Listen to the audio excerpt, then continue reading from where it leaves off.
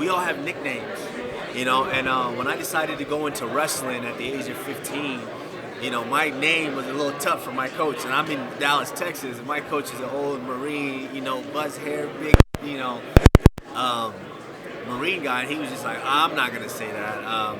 You look like a Marty, I'm gonna call you Marty. So I'm like, I'm this little 5'2", 103-pound kid, and I'm like, sure, coach, all right.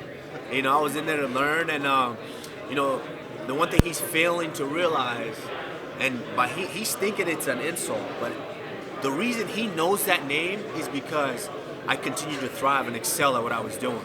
Think of it, if you have a kid and they suck at whatever they're doing at that particular point in time, they just, you grow, you outgrow them. We're humans, we evolve. But I continue to accelerate. I continue to get better and better, so more and more people knew the name. So now, it's not just in high school, my whole teammate, and now everyone across the state is calling me that. And now it's colleges that are recruiting me. And when the coaches call, they're like, hey, we're looking for this Kamaru kid, when they talk to my high school coach, and he's like, oh, Marty? And then now they're calling me Marty, and now he bleeds over to college. So I'm actually glad that he knows the name, because that means I've done something right. What is it that you dislike about him, and does it have anything to do with him supporting the president? No, he has. Listen, I'm not that big of a political guy, honestly. So I'm not going to pretend that I am. I know that a lot of people are unhappy with the president and what he's doing and what he's done, but I don't know the man. So I'm not just going to judge the man based on the color of his skin. So I don't know the man, but in pertaining to Colby Covington, like he's already came out and said that this was a gimmick. First of all, I didn't have to sell my soul just to get the attention of you people. I put my hard work in, and this is what a true American is about. I grinded from the bottom. I put all the work in, and now I'm sitting up here, the undisputed champion of the world, in a position where he wants to be. So it just goes to attest to the differences between us. Kamaru, do you? On paper, people think it's evenly matched. We're both, it's crazy. We're both 15-1. Those lone defeats are to a guy that he beat, the guy that I beat. So on paper, it seems evenly matched.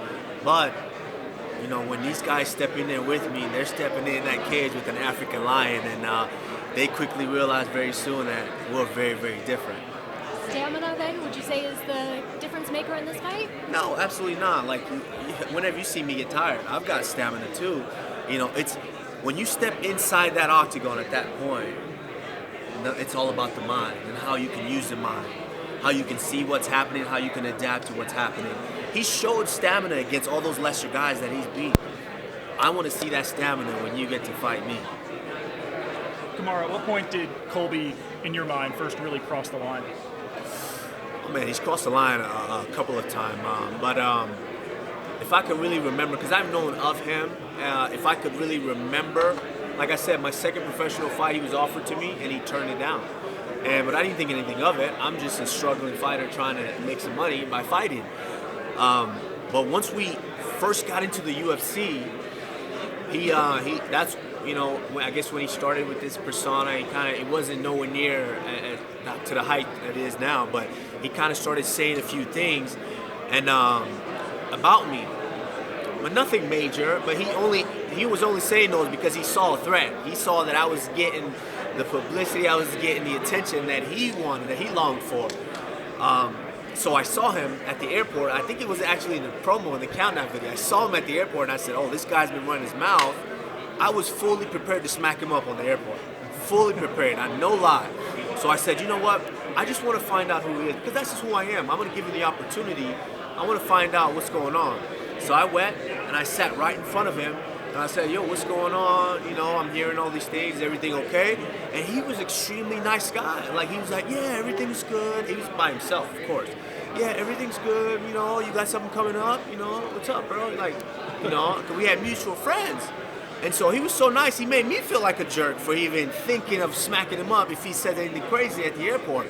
So, and then after that, 3 weeks later, he starts running his mouth online again. Oh, this guy knows he doesn't want to fight me.